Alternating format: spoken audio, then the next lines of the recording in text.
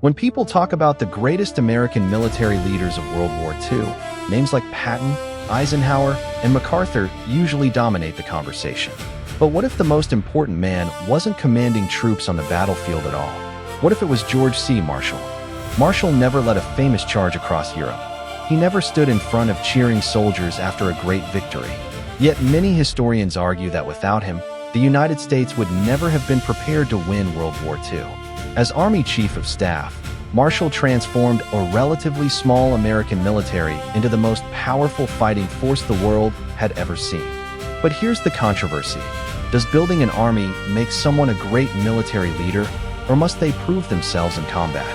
Some critics argue that Marshall's reputation is inflated because he never faced the pressures of battlefield command. Others believe his strategic vision was far more important than any single battlefield victory.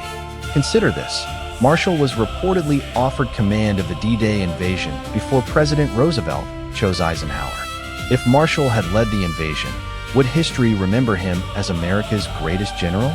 Or was Roosevelt right to keep him in Washington, where his organizational genius was considered indispensable? And here's another question. Marshall later became the architect of the famous Marshall Plan, helping rebuild Europe after the war. Does that make him not just a military leader, but one of the greatest statesmen in American history? So what do you think? Is George C. Marshall underrated because he stayed behind the scenes?